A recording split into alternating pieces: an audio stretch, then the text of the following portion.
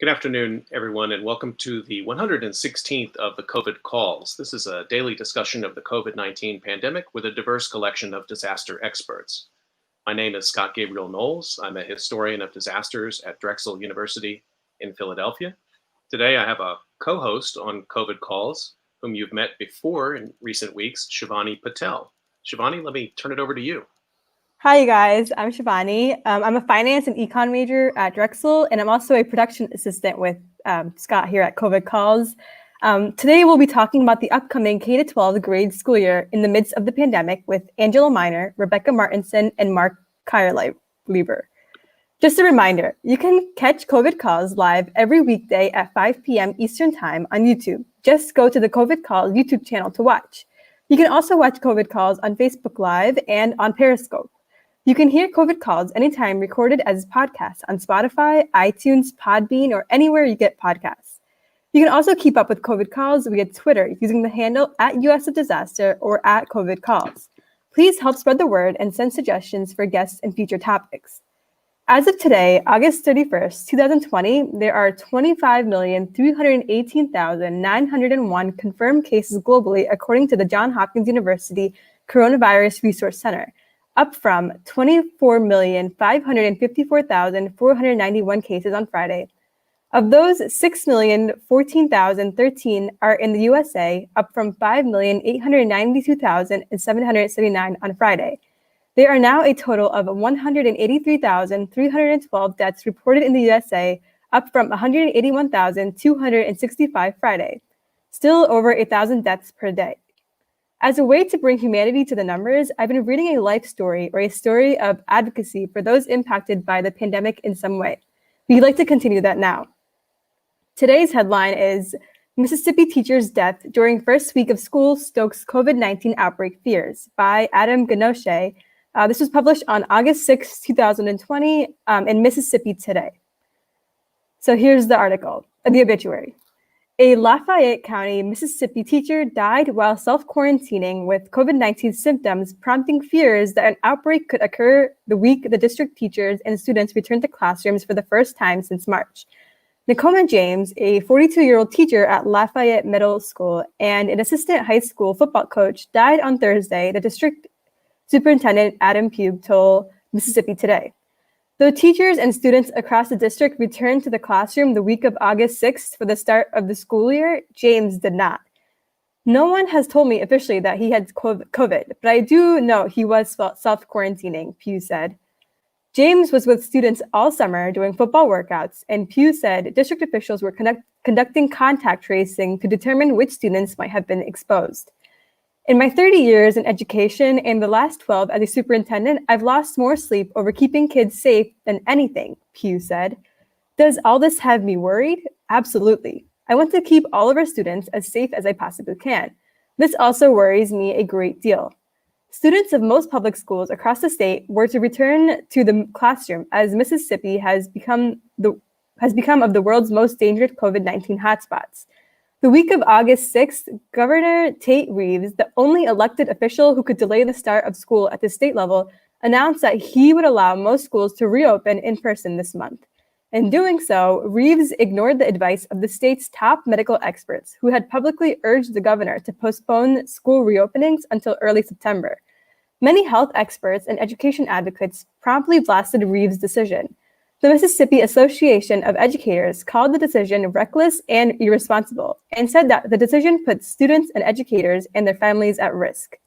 The Corinth School District, which was the first district in the state to reopen schools in late July, was managing an outbreak at all of its schools. As of early August, at least 6 students and 2 teachers had tested positive for the virus, and close to 150 students were quarantined.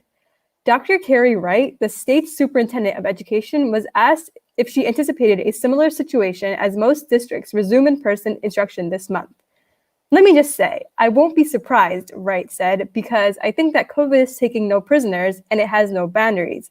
It knows no political class, it knows no socioeconomic class. I think that what we've got to do is be incredibly diligent and follow through. Wright continued. State Health Officer Dr. Thomas Dobbs said if everybody would just follow the basic rules, we would be in much better shape.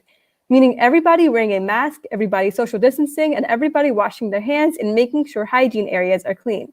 He said that would go such a long way, so we've got to really rely on our schools and our principals and our teachers and our superintendents to do exactly that. Pew, who was audibly upset during a phone interview, called James an excellent educator who was loved by his students and colleagues. I've known James since he was 13 years old because he was a student of mine in one of my very first classes, Pew said. He was such a loving person and a brilliant young man. We're devastated by this. This has been a really, really rough day. I'd like to hand it over to Scott now.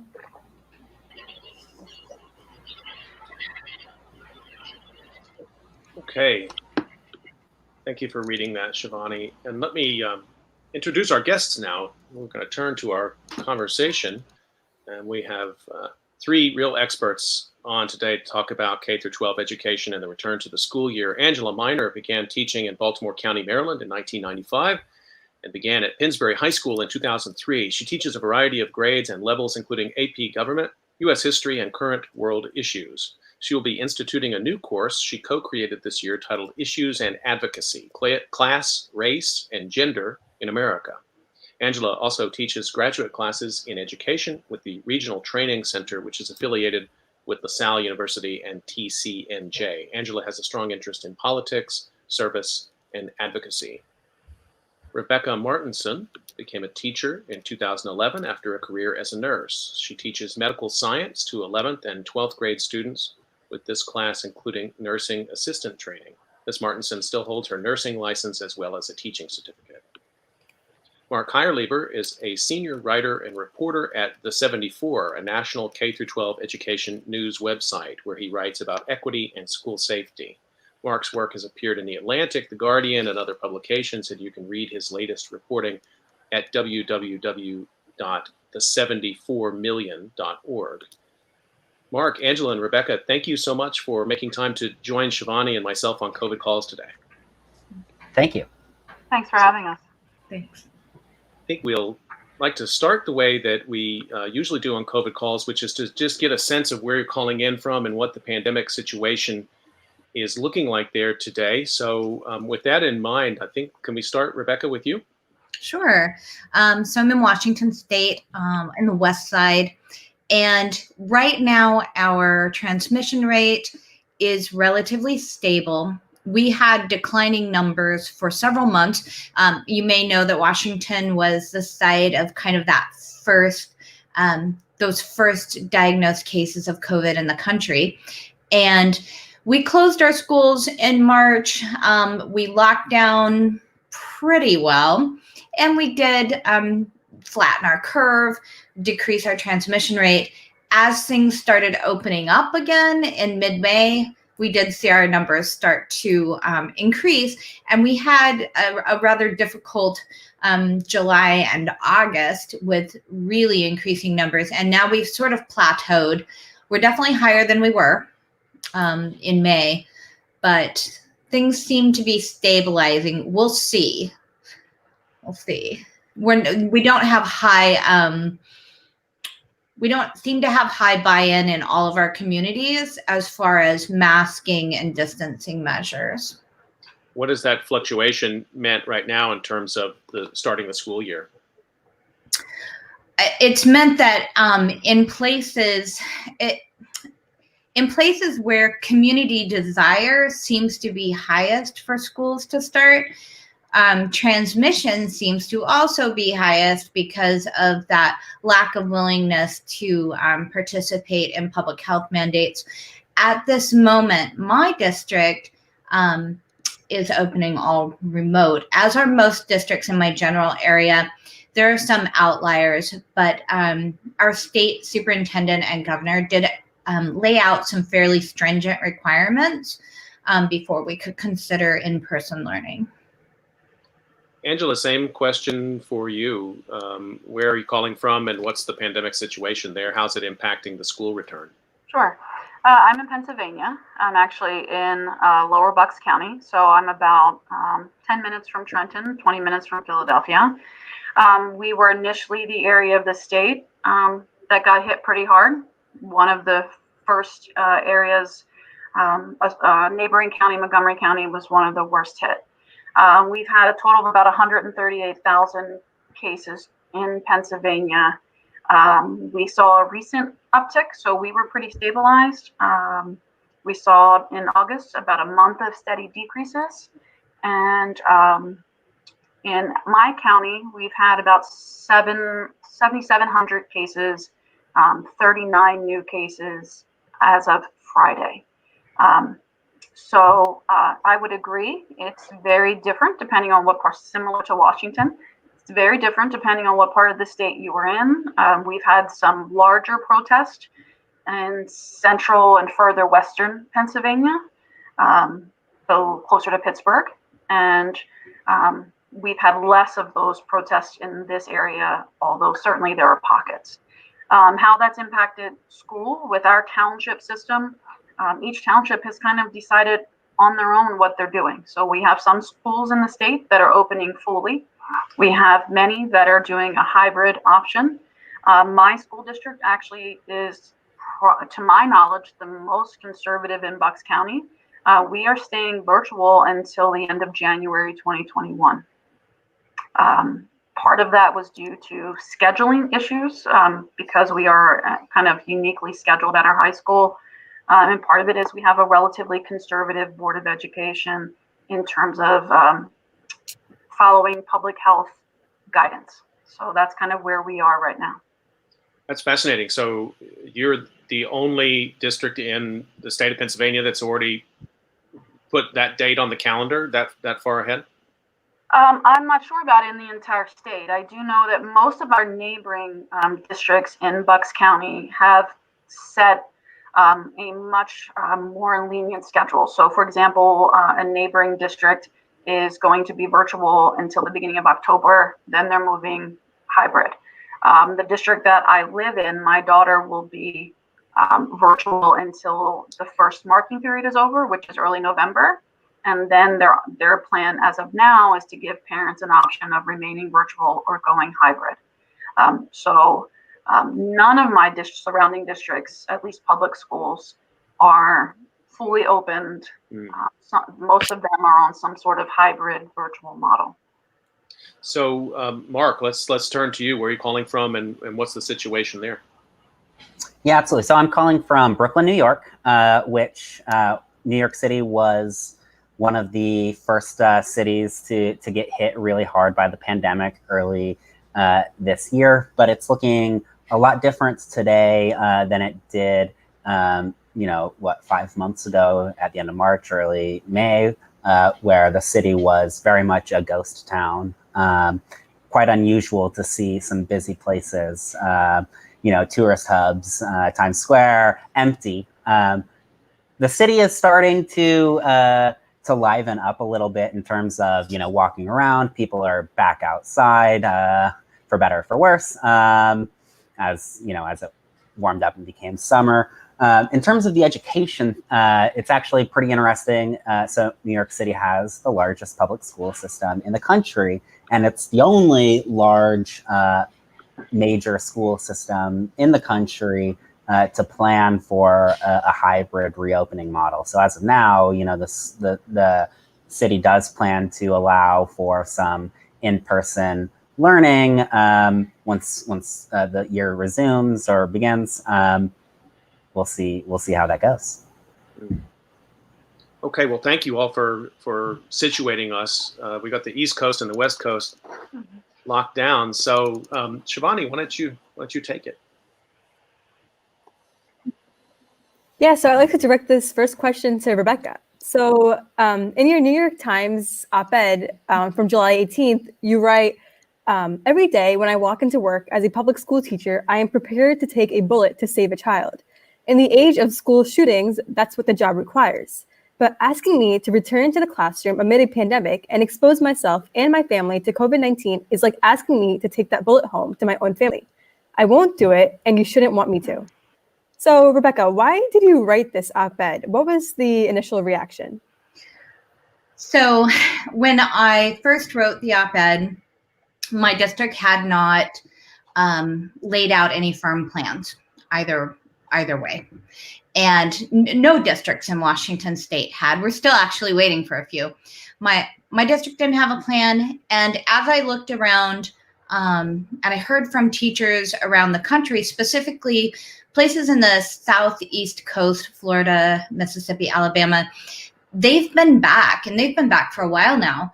I realized that we were out of time to make a decision, and that if my district was not willing to make a decision, I was going to need to start making decisions on my own. And that's sort of how that was born. So just to follow up, just what about the teachers who can't walk away from their jobs due to their circumstances? For example, what if their job is their only source of income that they have? What are your thoughts on that? I mean, absolutely. I do understand that standpoint. To be clear, this is what I do for a living, and leaving this job would mean that my income leaves as well. I don't know if you've heard the rumors, but writing an occasional op-ed does not pay very well. So teaching is my career. It is what I do for a living. And what I would say to those younger teachers and the teachers who find themselves in an impossible situation, and I know they're out there, it shouldn't be their call. It shouldn't be their responsibility. And I think it has been our policy or lack of policy around our Department of Education that when we have a problem we can't fix or don't have the political will to fix, we just push that down to teachers and have them fix that problem for us. And of course, we've done it. But now you're asking me to gamble with my life, my family's life, and the lives of the families of the students in my classroom. And I don't know if it's my training as a nurse or if it's me being a parent of 4 kids, but that was a bridge too far for me to cross this time. And asking anyone to do that is not appropriate. Yeah, I completely agree with you on there. So how did people react to your op-ed? Well, it wasn't all positive. I'm sure that's a shock. I got several emails to my work to let my boss know that I'd written that op-ed, that I put my own name and identified my school in. They were aware that I'd done it. So I had several calls for me to be fired. I had a few death threats, which I thought was interesting because I'm a teacher and I'm saying it's not safe to go into the classroom. But I also heard from thousands of teachers, thousands, who said, yes, as a matter of fact, we need a plan and we're not capable of making the plan. So why should a teacher be writing their will? Why should they be deciding to walk away from their life's career? Or I read an article this week about a teacher that went back to school and she's sleeping in a tent in her yard because her husband has underlying medical conditions. Why are we doing that? There's a problem here. And the problem is not with teachers, it's at the top. And that's a really interesting point you bring up there, Rebekah, because I actually remember while I was doing some of my research for this, I remember reading an article about how a way that some teachers have been bringing, using their voices to show this to admin, they've been writing their own obituaries. That's the one way that I've been seeing teachers use their voices. I'd like to turn this next question to Mrs. Miner. For listeners who don't know, Mrs. Miner was actually my AP government teacher when I was a senior in high school. So I'm really thrilled to be talking with you, even though it's under these terrible circumstances, but nevertheless. So Mrs. Miner, you work at a school district that has students from families from a range of economic situations. And it's no surprise that this will create digital divides in terms of accessibility to devices and internet, reliance on school meals, childcare, etc. So as classes move online during COVID-19, what are disconnected students going to do? Hi, Siobhan. First of all, it's always great to talk to you. So this is something that's actually not unique to my school. This is an issue for schools all over the country. And I think COVID has really exacerbated the inequalities that have long been there in terms of funding and infrastructure and internet and all those things. I will say I've listened to every meeting that my district has held. I've listened to every education committee they've held. So a couple things that we've done. One of the things I'm really happy about is we actually created a new position, which is amazing considering that we've eliminated so many other positions. But we've created a director of equity and diversity. I will say the impetus for that really was the George Floyd killing and the protest, and our district kind of said we need to get our act together and making sure that we have, excuse me, curriculum that meets the needs of all students in hiring. But really what that's morphed into because of COVID is looking at issues of equity socioeconomically and making sure that all of our kids and families have what they need. So I will say we have a one-to-one initiative at my school for grades 6 through 12. So those students have had Chromebooks, which is great.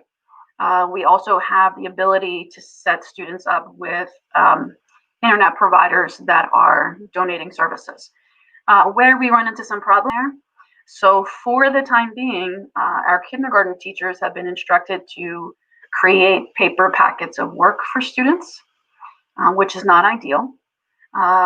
We also have some families that have stepped up and said that we will give our Chromebook to a family that needs a Chromebook. We have them, which is great, community helping community. We are planning on serving or providing lunches for students. They are still working out the logistics of what that will look like. We did that in the spring as well. We are actually making specialized kits for students. So for our example, our family consumer science classes, they do fashion and fabrics, sewing, cooking classes. Those kids are going to actually have entire kits that they can pick up that has everything they need in there. So they don't have to worry about their parents buying groceries for them to do the curriculum, which is fantastic. And then my bigger concern with equity is with our students with special needs. And I still would like to see a better plan to help our students with special needs. We have shifted a lot of our paraprofessionals to one-on-one aides, so they will actually be in the home with students, but that's something we need to work on. And then childcare, obviously, is an issue. We are not allowing our buildings to be used for any childcare at all, but we are working with local childcare providers, the traditional before and after school provider, about looking at alternative places that we can connect parents to safe places for their kids to work from. And we're also providing tutoring services for students using volunteers who following social distancing guidelines, etc. So that's kind of our plan, which I'm really glad that we have one. Obviously, there are going to be some problems that we're going to need to address as they arise. We start school next week with our students. Angela, can I just follow up real quick? Having that that extra time that you were talking about before, I mean, you don't have extra time in terms of needing to be teaching again, but that extra time in terms of the return, the physical return to the classroom, so different from what Rebekah was describing earlier. Could you say a little bit more about what's that enabled in terms of teacher confidence? I know it's probably hard to measure, but just the variety of options and ways that you were thinking about dealing with these issues seems so rich compared to what I've heard in many other settings. So where it originated, we actually have teachers that serve as technology mentor teachers. We were going to slowly transition to a new operating system.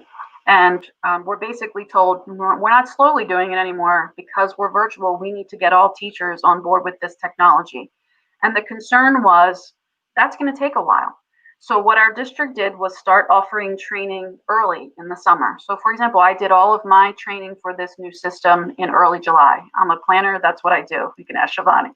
And then I was able to spend the summer starting to build those courses.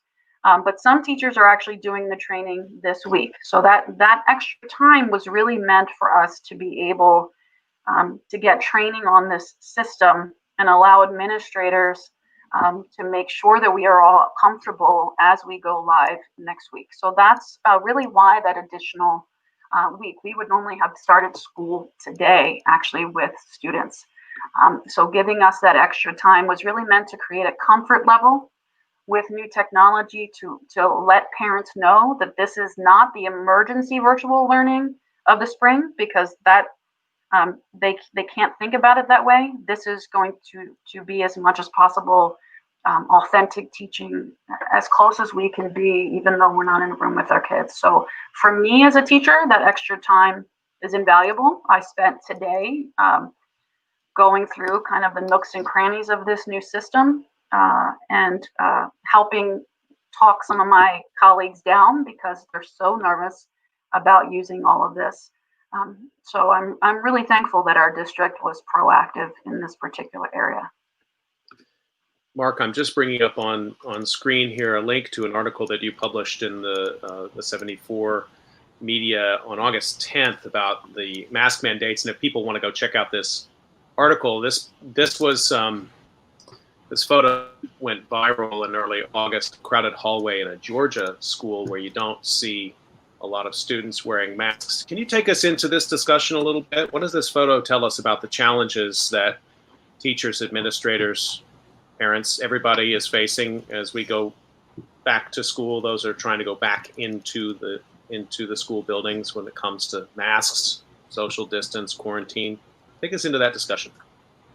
Yeah, absolutely. So I think this story about this viral photo and how people reacted to the image across the country online is really illuminating of what a lot of schools across the country are really going to face as they return to in-person learning. And it shows really just the hurdles that school leaders face in crafting policies that keep the community safe, but also have buy-in from parents and from students who attend the school. So this viral photo was taken by a student.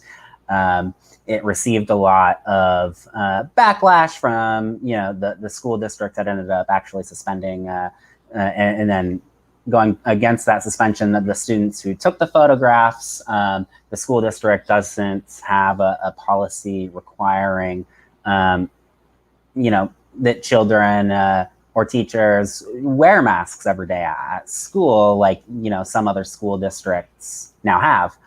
It shows there's really a big divisive political war in the outside world among adults over public health rules and whether or not to wear masks. And I was really interested as students start returning to the classroom, how that might play out in schools, and how schools are going to enforce mask policies, whether they have them, and some of the complications around children in masks, especially young kids. Do the masks fit? Are they going to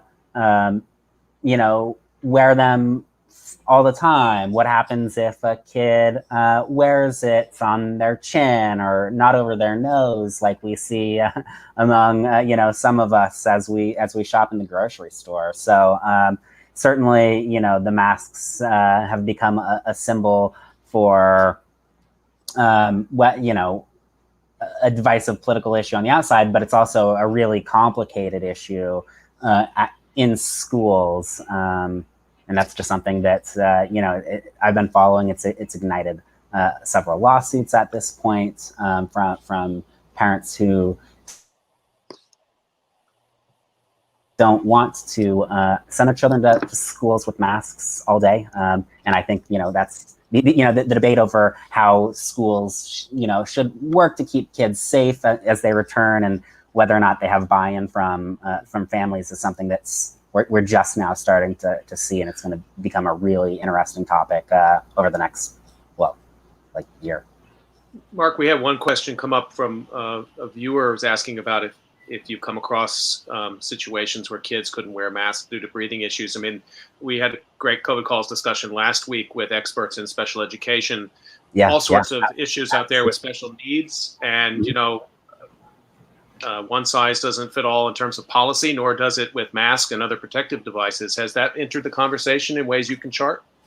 Well, I think that it's an important one. I mean, so certainly the recommendation from health officials by and large is that kids above the age of 2 should wear masks in public places with a few exceptions. And one of those exceptions certainly is, you know, children with special needs, whether that's, you know, maybe related to their breathing, or, you know, maybe they have autism and would react negatively emotionally, for example, related to having something that covers their face that obstructs them.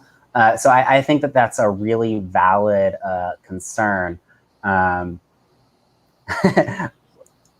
It's a challenging one, though, too, right? Certainly, schools have an obligation to,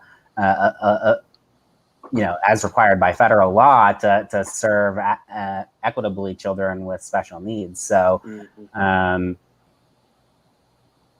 it'll be interesting. I mean, I'm not sure if I can answer anything beyond that. That it's just it's definitely a challenging issue that we have to grapple with. I want to ask this question to all of you guys, but we'll start with Mark first. Mark, so how does the mask debate collide with the recent surge in Black Lives Matter protests? Yeah, absolutely. So, you know, maybe in the last, well, especially in the last 8 years, there's been a lot of discussion and education around student discipline, and you know, some school districts going with a you know, a less strict approach, you know, beyond suspensions into things like restorative justice.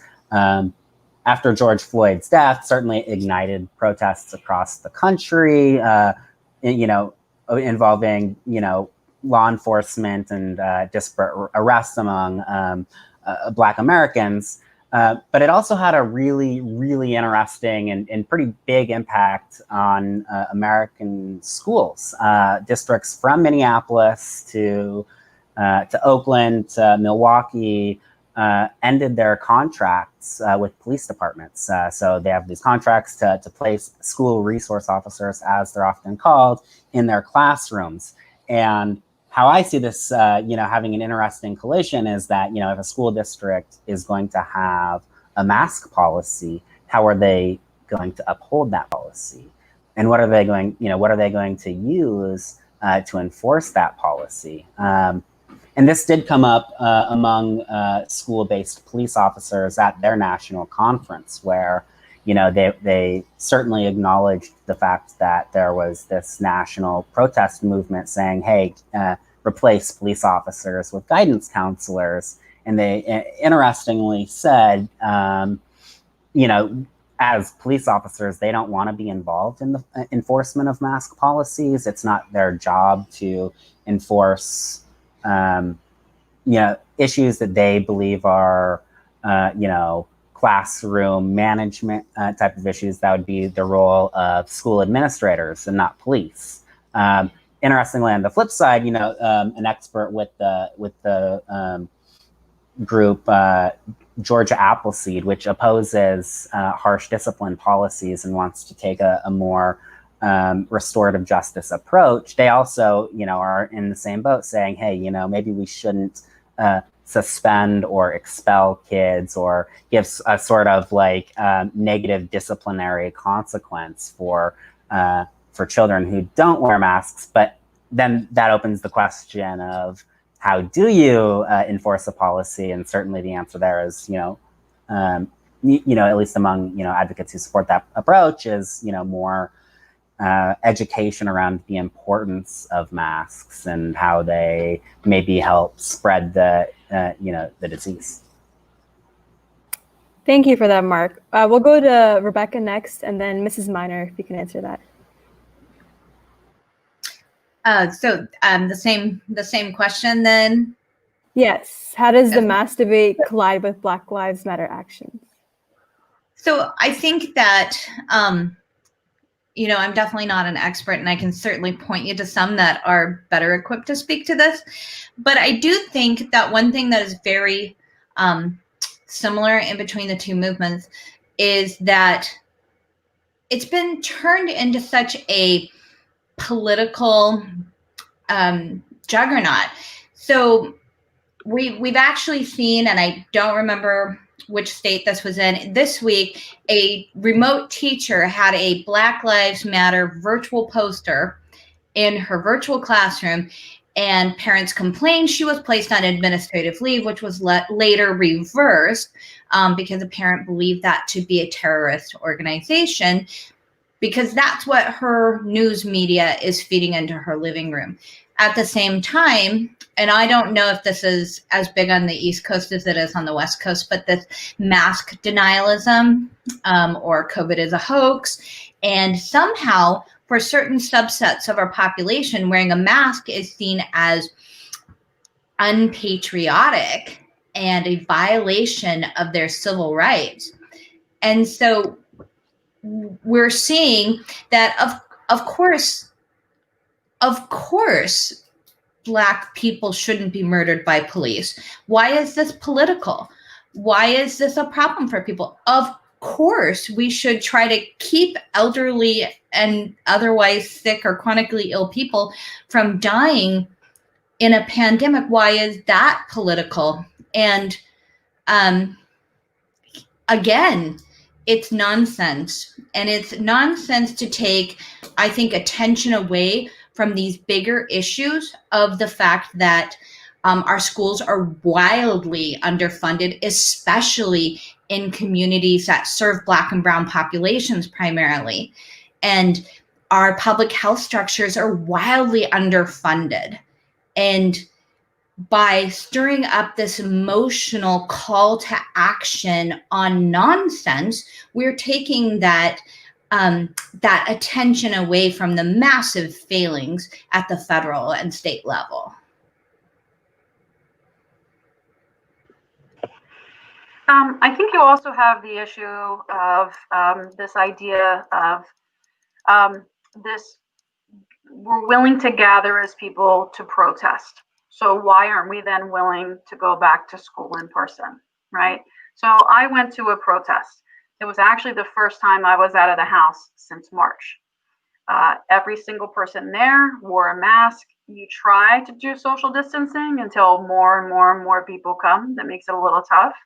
But I can say I was nervous until I saw the fact that all of these people here for this this important cause were following the masking guidelines, right? And that's what I see from the majority, certainly not all, but the majority of protesters.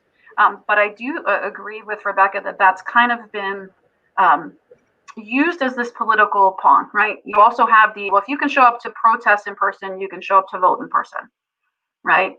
And then you also have, again, if you can show up to protest, you can go into classrooms, which those are all very different activities that come with very different risk. But I certainly do see this idea of a protest being used as a way to kind of discount the need for masks sometimes and discount the concern over people gathering in schools sometimes, for sure. Well, and I heard an analogy recently that I thought was just brilliant. If there are seatbelts on your bus, you should wear them. But if your bus is on fire, you should go ahead and get off. And that's kind of how I feel about the Black Lives Matter protest. This is a defining moment in U.S. history, and our bus is on fire. And so even though it might come at some personal risk, it might be time to get off the bus. This is putting it in that context, it really resonates with some of the discussions we've had on COVID calls with public health researchers. And we talked with Peter Chin Hong earlier in the spring. I asked him this same exact question, but from a medical perspective. How can a doctor or a public health official, what should they say to someone who says, should I protest? And he said, look, it's accepted public health right now. It's not controversial at all that protesting against structural racism is a public health measure, but allowing it to be defined, out of that, and defining health out of it, or trying to take the politics out of it, is a move, he said, that's has its own agenda. With that, sort of moving into this space of government politics, I want to bring it into that a little bit, because I think, education is an issue that everyone has. We've all been in school. We all have opinions about, and I don't have to tell you all this, and you hear everyone's opinions, I'm sure. But what a complicated set of actors. I mean, we have, from Betsy DeVos, the President of the United States, we have individual teachers in the classroom, and then in between that, and the students, of course, we have school superintendents, we have governors, we have also unions involved.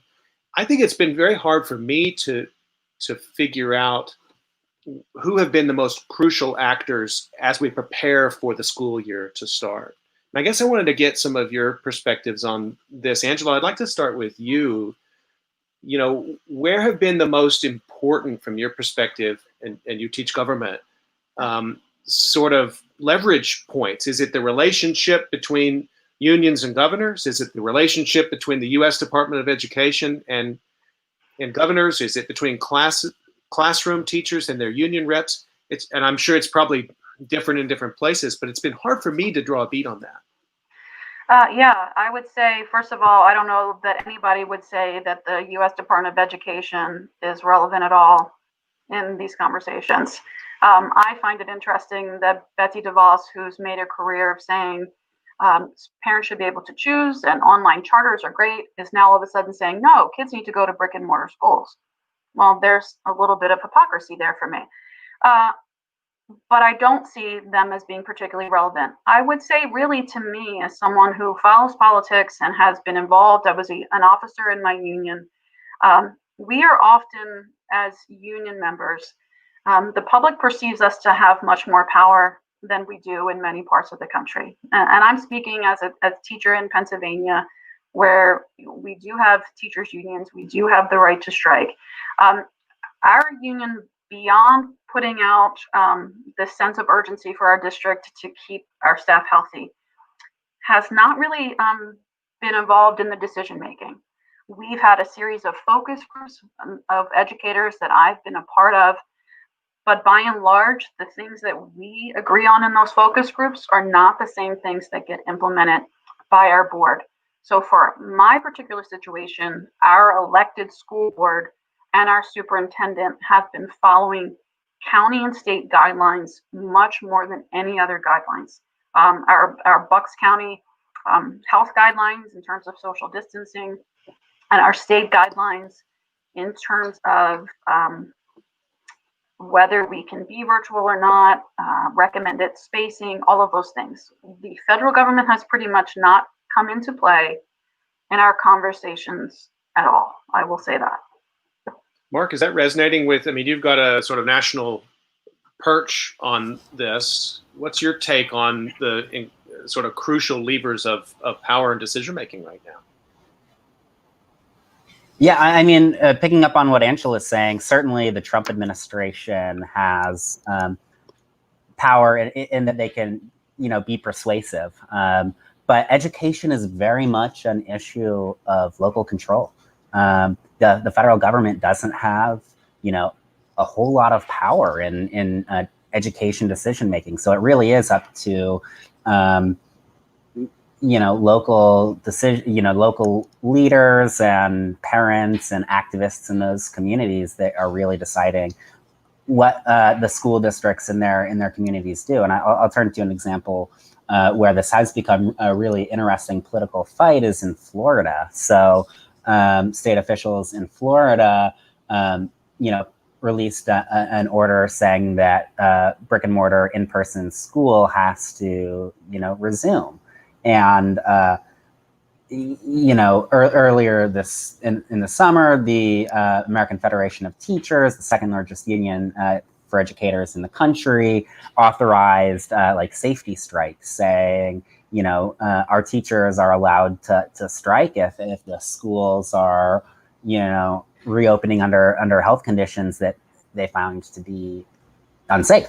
And that, that politics is playing out in Florida in the sense that, the local union there did sue the state to prevent that order, requiring schools to reopen, and that's still playing out in the court. But right now, a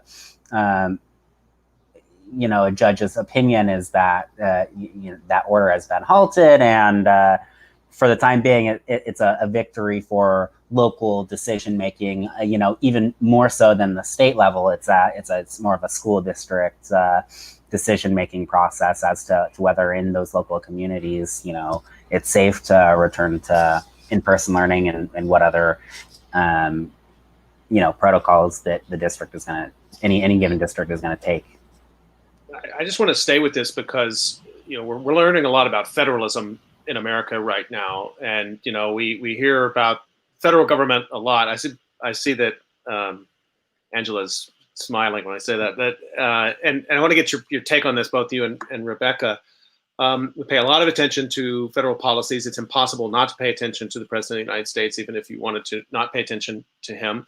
But you're telling a story of local control, of counties and states realizing maybe they have powers that they hadn't fully known they had, or exercising them in ways that they haven't maybe ever or in a long time. And be that as it may, there still is this power of the national discourse and the symbolism of a president who can, with 140 characters, apply a lot of pressure on a governor, and that it may not actually shape what ends up happening at the school, but it still puts tension into the system. And I'm curious about how you feel that as teachers. Rebekah, let me put that question to you first, and then Angela. I think he definitely has the power to shape public perception. So in my state, we have guidelines from our governor that says 75 per 100,000 cases, 75 cases per 100,000 people. That is over 2 weeks is too high of a positivity rate to return to in-person instruction. However, there are districts in our state that are of the same party as our current president that are feeling immense pressure, even on the local level, to respond. The parents in that district pay, in fact, the district I live in, pay the property taxes. They're concerned that they're not going to get their levies approved. What kind of a different scenario would be looking at if the president and the Secretary of Education had come out and said, hey, we might have to do this another year, and we're here to support you? It is gobsmacking to me that hasn't been the response. So we've got Betsy DeVos, who is a billionaire. 90% of funding for schools comes from state and local government taxes and levies. The percentage that comes from the federal government funds things like services for disabled children, national school lunch program. So when billionaire Betsy DeVos, who does very few press engagements through this biggest crisis in the history of education, when she says, go back to in-person learning, no matter what your local state and health departments say, or lose federal funding, what she's saying is that she wants to take food away from hungry children and services away from children with disabilities. And if we're not finding that a shameful dog whistle, I don't know where we are at in education, because that's what it is. Angela, let me get your take on this. And you've been teaching government, and then this is playing out literally on social media and TV every night. Students must be a little bit confused about how federalism works at this time. Well, I will say this is part of my first unit that I'm going to start next week. And the lesson I have planned for federalism is actually about mask mandates. And it's striking to me that we typically talk about the Republican Party as being the party that believes in states' rights, local control, very few mandates from the top down. And now we're kind of reversed that a little bit, where they don't want to give local governments the control. And I do agree that it certainly has ramifications. So you do not, as a Republican, want to be on the bad side of the president, right? Because he might make a mean tweet about you and, make your life a little bit sad for a while. But it is amazing to me. And somehow in all of this, teachers went from, and it's not surprising to me, but being appreciated in March and April to literally, I saw a hashtag the other day, teachers are not heroes. And this perception from, again, I believe, top down, that teachers don't want to go back to work. And I don't know where that is coming from, considering I'm probably going to be working harder this semester to make this work for my kids virtually than I've worked in a really long time. Because, you're talking about rewriting everything and reteaching, in a whole new way. But to me, it's just so disheartening. And, he had a speech on Friday with 1,500 people, no social distancing, no mask. And the message that sends to his base of support, which is, about a third of the country, makes our jobs more difficult when our schools are trying to make decisions based on public health. And instead, politics is working its way into a public health crisis like I've never seen in my study of government. But certainly it makes our jobs all the more difficult. And it makes it more difficult, I think, for parents to know who to trust, right? So if a vaccine comes out, is that going to solve things? I don't know, because I don't know that parents will trust getting that vaccine if they believe that process has been politicized. So every single thing involving this disease has now this element of politics, which makes it just that more difficult to control. And certainly for us as teachers, it makes it even more difficult for us to do our job.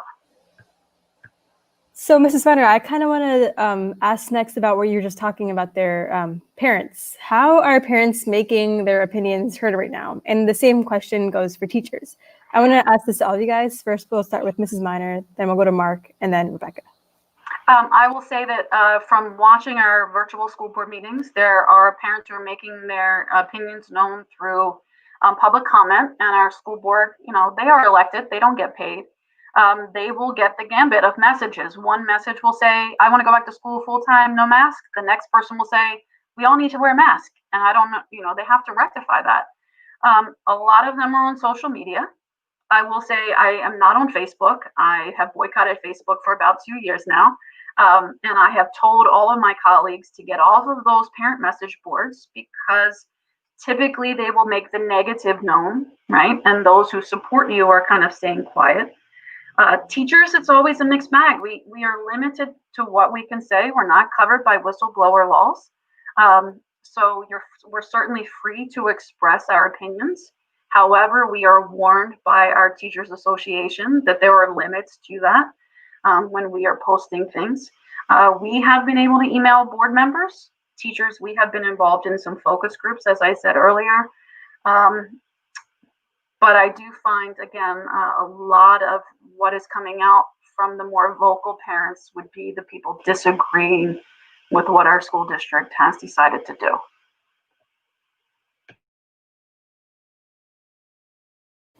Mark, what do you have to say about that? How are parents making their opinions heard right now? And the same question for teachers. Yeah, well, for teachers, certainly they're participating right here on this this call, making writing op-eds in the New York Times. I've heard a lot about strikes, about protests. So I mean, that's certainly a pretty powerful mechanism for making their voices heard.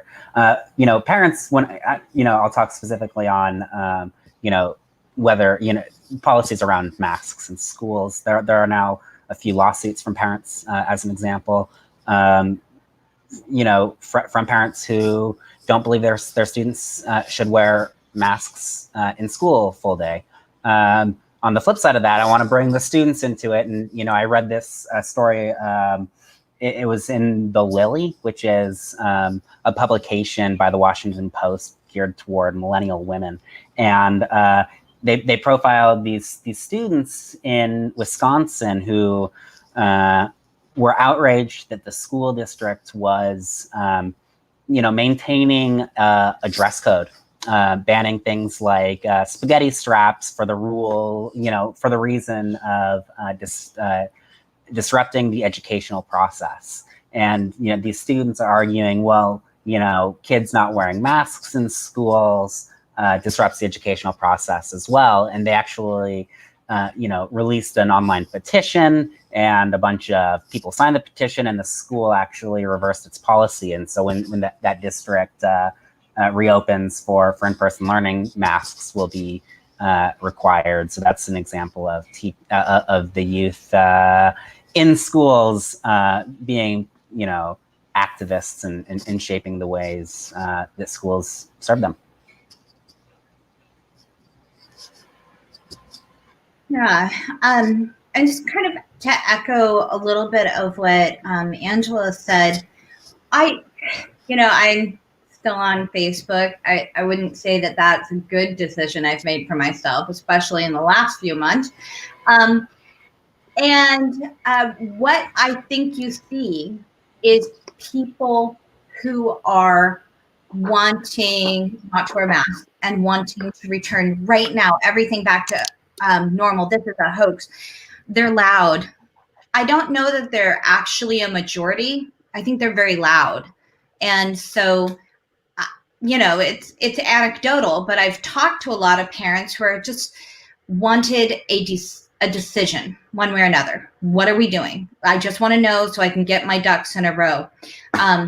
The people, and again, it's anecdotal, but it does seem like it's the same people over and over that are very loud, very persistent. And it is an interesting dichotomy that it's the same people want an immediate return to in-person learning that don't think mandatory mask mandates are appropriate. And, pick one, because I'm a school teacher. I have a lot of education and a lot of experience, and I'm a really good teacher, but I'm not your martyr. Your kid's wearing a mask in a room with me. Full stop. Regardless of your political opinion on the issue, it's a public health crisis. And can I just add really quickly, Siobhan, that I'm glad Mark brought up students, because they get left out of the conversation a lot, but students are amazing. I always tell people when I talk to some older people and they're like, oh, these students don't even know what they're protesting. I'm like, they absolutely know what they're out there protesting, right? And so we have to listen to students, especially those that are older, because they are paying attention. They are reading, they are watching the news, they are listening to science. And, they should be part of this decision making as well. Absolutely. Completely agree with you. I want to underline that. I mean, having taught, first of all, complete respect for K-12 teachers in any setting. And in the teaching in the university setting, we hear the same thing, Angela. These students are going out, they're protesting. They may even be adults, but they haven't fully, when they get older, they'll understand these kinds of things. We're very tired, sorts of discussions. And I would tell you, having taught at Drexel for 20 years and having taught over this summer a course about COVID-19, where we simultaneously talked about the pandemic, but also about social justice. And we also the students talk very openly about the world they've grown up in. And that is a world in which they were adolescents at the time of the financial crisis. They were born around the time of Hurricane Katrina. They have grown up with lockdown drills and active shooter drills. And now this, to insinuate that students shouldn't be part of this discussion is, to me, revolting. And the students, they don't say it that way. They're much more nuanced than what I just said. But I think, just to come back to some of the things you were saying earlier in our federalism discussion, some of the things that get passed around maybe as talking points and right-wing news or memes and social media, things like that, those might as well be coming from outer space, at least to the students I've talked to. They are inquiry-oriented, they are facts-oriented, and they are solutions-oriented. And they're the ones that are going to have to go out and go to college and get jobs in this economy, whatever's coming after COVID-19. I think there's a stronger realism there, frankly, than I hear from some who are making these kinds of accusations and spreading disinformation. I'm in the opinion box right now. I just realized. I'm sorry, I'm taking your time, but I think it's important when we engage students that we should be hearing their voices loud and clear. I want to just get a quick hit, and Siobhan's going to ask the next question after this. But Mark, I wanted to follow up quickly with you because I know school safety is your beat, and I had seen, and maybe it was a stray headline. This may not be representative, but still discussion of doing active shooter drills in a school district that was also doing social distancing and masking. I mean, the layering here of risk to me at a place which is supposed to represent the safest place in the community where everybody should, we'd argue about what can be taught, but in the end, we come together as a community, or we should, to agree that this is a safe space. I was distressed by that headline, and I was just wondering what your take is on the broader impact of COVID-19 on school safety. I mean, sure. I think in a broad sense, the challenges that come with social distancing and workarounds for conducting class in the pandemic era certainly raise a lot of difficult and interesting questions on school safety. One that I have heard from school-based police officers is concern over, and others and parents is concern over like the idea of outdoor teaching or learning, classrooms that are outside, which seems from a pandemic perspective like a really neat solution. However, there are some who are concerned that kind of throws out all of the alarm and concern over active shooting drills and protocols around school security and school safety that have been huge over especially in the last few decades. So I mean, it certainly raises the interesting question of how do you institute new policies to control the virus while also maintaining protocols for resisting or preventing an active shooter. I do think it's important to know that, school shootings, while highly political and highly emotional and, life-altering for everybody involved, they are statistically rare. And so, keep our fingers crossed that we don't have a dual tragedy.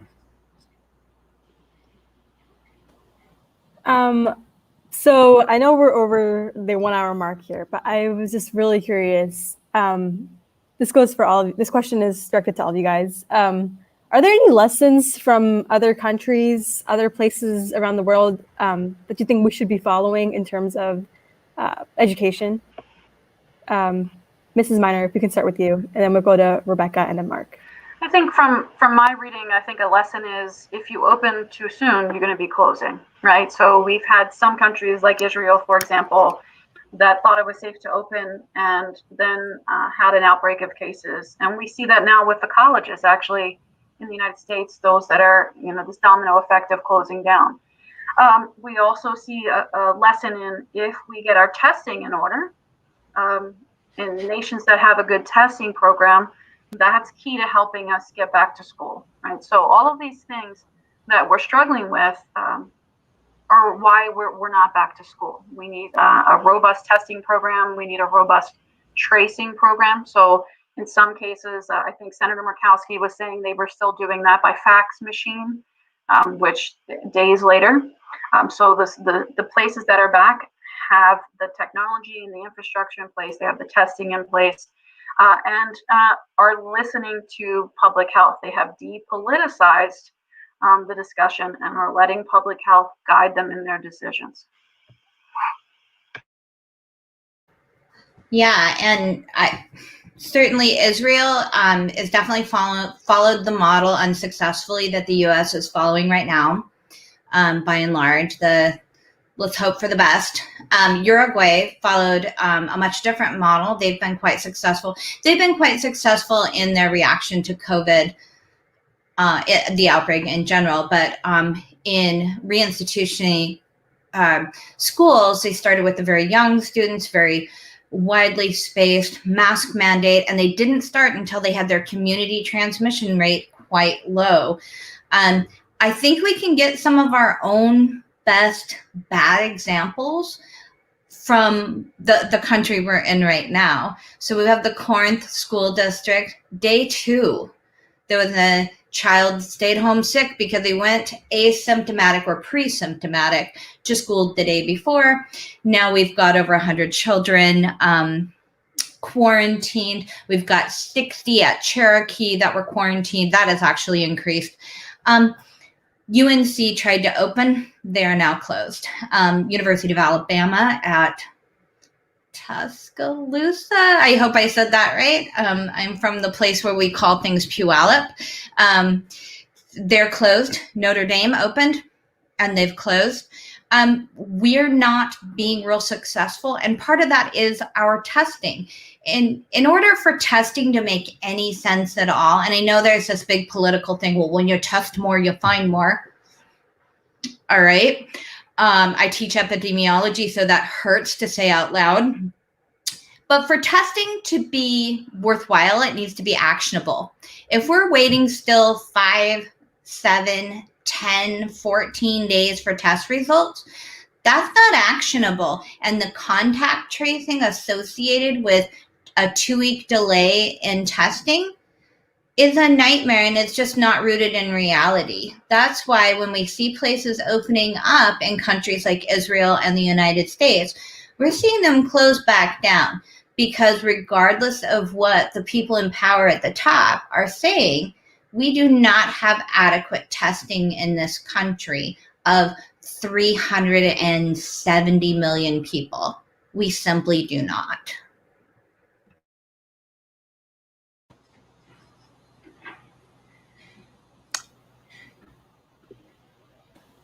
Mark, do you add anything? Mark, Well, I have to say, I was thinking about it. This is, to be honest, not a topic that I have specifically reported on.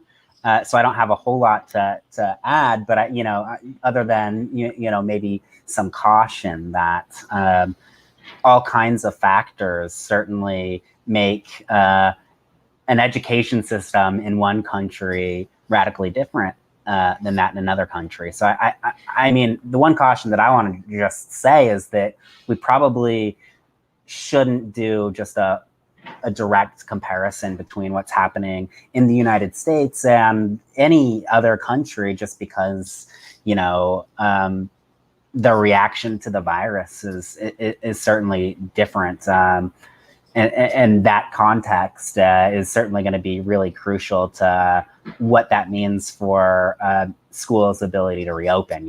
Like if country A has reopened its schools successfully, you need to certainly look at the factors inside the classroom building that have allowed that to happen. But, what factors outside the classroom, like their ability to control the spread of the virus, have also motivated that success, just as an example. So we're almost up on time. Actually, we're over time, but this is such a good discussion. I'm going to get this is a lightning round to take us out. And the question is this: when the vaccine comes, and there will be one, what do you expect? How long do you think it's going to take from that moment to get back to something that we recognize as normal in the K-12 education space? You could also dismiss that question that there is no going back, and I'm open to that. But I'm curious, because we have been treating that vaccine moment in the United States as that's the silver bullet. And so let's just get a quick pass through, see what you're all thinking on this. Rebekah, let me start with you. Honestly, I think we're a year. I think we're a year to have adequate deployment of a vaccine to reduce our community transmission. We're probably better trying to mitigate the virus at this point and add the vaccine. Mark, same question to you. What are you thinking about the vaccine right now? Well, I think that there are, to take the easy way out of this question, it is. I really don't think we're gonna have like. I think that the pandemic's gonna have an impact on the education system for a long time, and it'll be really interesting to see what does stick around.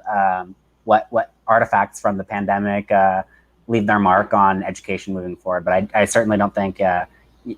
We may resume to some semblance of normalcy, but the impact will last, I think.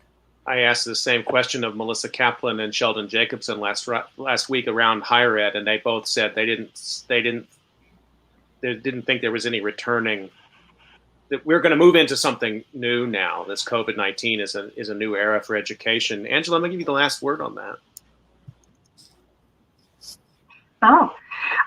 Well, quite honestly, I would agree that I don't think we're anywhere near a vaccine making a return to normal, because even if we develop the vaccine, we still have to figure out how to administer that vaccine to millions of people. And I go back to a point I made earlier. I don't think there's enough trust in our government right now for some people to be willing to even receive the vaccine, which I think is disheartening, but I certainly think that might be the case.